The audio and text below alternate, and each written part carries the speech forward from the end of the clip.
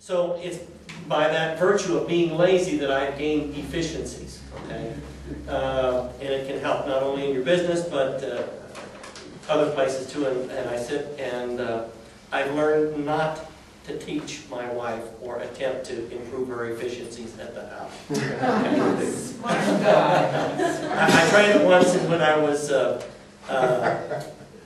wasn't chastised, I just got one of them looks that you get, and I just quietly sat back and said, okay, and I went and got me a beer and sat in the living room. So again, you really don't have to be a manufacturer. We offer lean office training, and I'm convinced that an office can gain as much, efficiencies can be gained in the office as much as out on any manufacturing floor or out in the field any place. There are certain things that people do we don't think about. And I've worked with Mesa County, and they're looking at implementing some changes that have been recommended to them by their people. I'm going to be working with Archuleta County in Pagosa Springs, because they're saying, hey, we can't hire people, we need to look at what we do and how we do it. And they say, well, how do you deal with government regulations? I say, government regulations are regulations. Unless it's a law of physics, we can lobby to get it changed. Okay? And a lot of things have grown because they interpret what the statute is or the regulation is, and we tend to overcomplicate things. Okay? And so by looking at it, saying, well, this is what the statute says, how did you get here? Then we can go back and we ask the question, why? We use a Japanese technique called Shingo technique, and we ask why 5 times, and we find the root cause of the problem. And then we can work on solving the problem instead of treating symptoms. If you're going to be using Catherine Lobdell and PTAC, some of the government procurement agencies require you to have an outside quality system in place.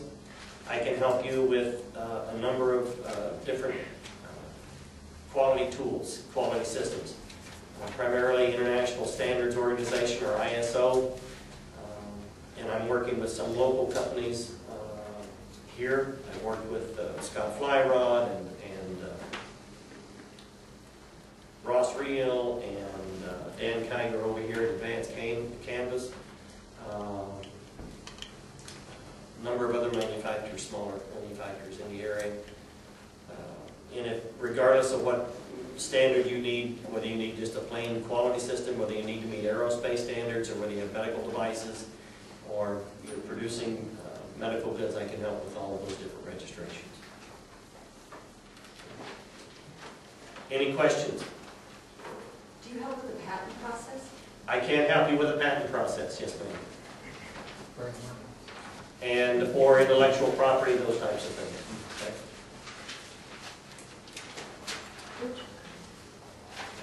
Okay. Any other questions? Monty, I have, when you mentioned anything that occurs within the 4 walls, but then you went to agriculture, so it doesn't necessarily have to be a business That's right. that is within 4 walls. The virtual 4 walls, okay? So it's whatever you need, I can help you with.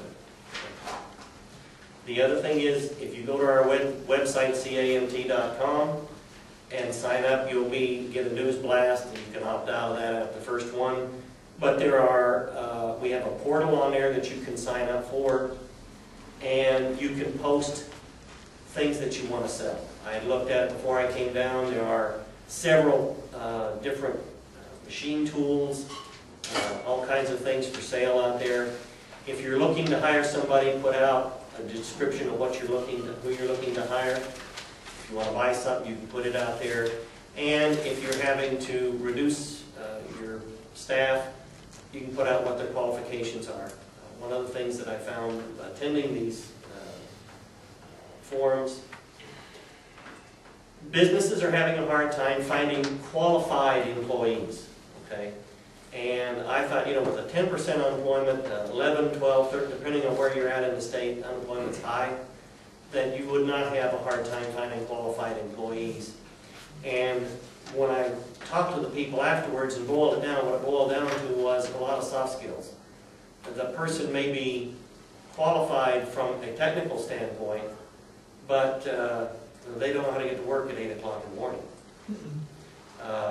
Or they want to leave at 2 o'clock on Friday afternoon.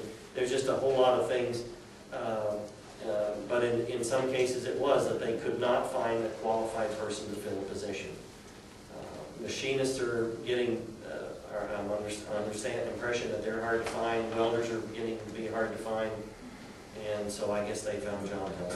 But I can help because I am partnered with the CU. I'm also on the manufacturing council here in Montrose, and I'm on a manufacturing advisory committee with Western Colorado Community College. If you need machinists or need some special training, I work with all the schools to bring down your costs and to get your people trained. So I can help in a variety of ways. I often view myself as a matchmaker. I can't do it. I know who does. This is who it does. You connect and then you work it from there.